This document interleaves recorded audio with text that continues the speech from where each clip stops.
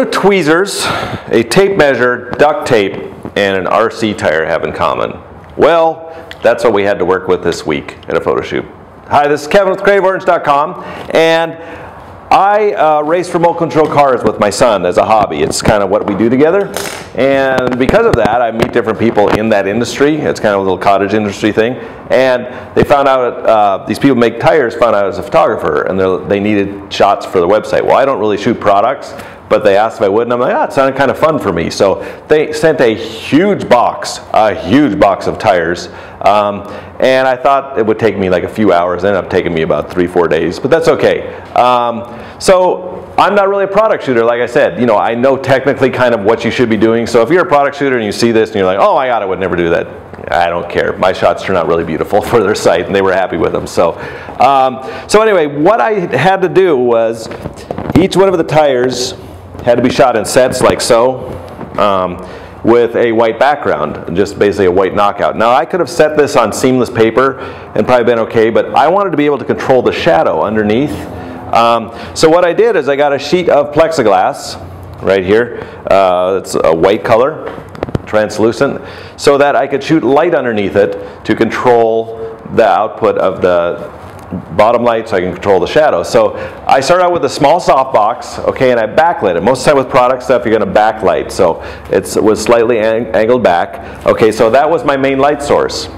Then I wanted to get rid of the edge in the back because I didn't want to cut this plexiglass down any farther because I need it for another project. So I used a softbox, like a little strip light, just to shoot light past the edge and on the background and make it really white. So, you know, I overexposed that by about a stop from my main light.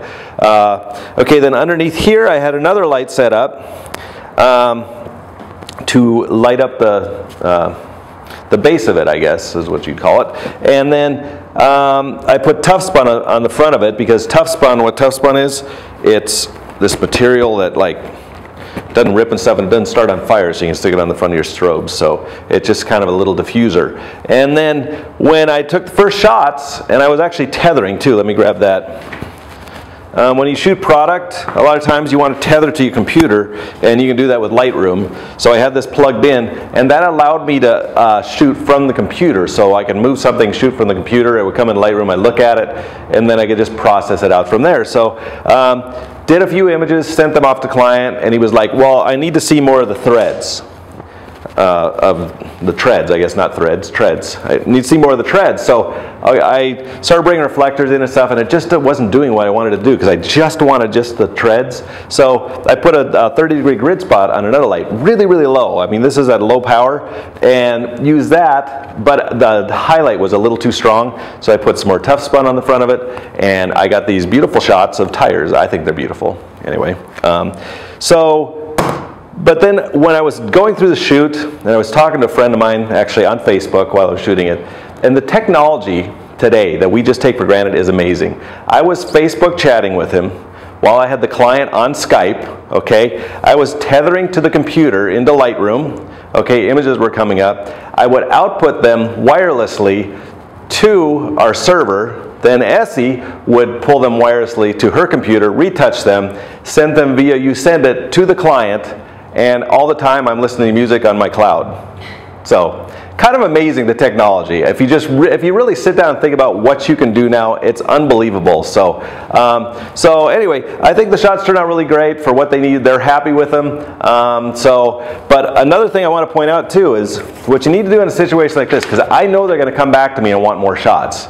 Probably 1 or 2 at a time, not a big group. So I had Essie take a shot with her iPhone of my lighting setup, and then I wrote down, or actually she did, the power output of each head, so that when they call up and go, oh hey, yeah, can you shoot some more of those things? We got like 5 or 6 of these we need shot. No problem. I can set this up in 5 minutes, and I'll be shooting, and it'll look exactly like what they did. So you've got the tweezers. Let me go through this, what we use this for. The tweezers, because each one of these little tires had like little pieces of rubber in here, so Essie spent like a couple days just picking little piece of rubber because it was easier to do that than to retouch it. So there was the tweezers. Duct tape, obvious for, you know, putting different things in areas.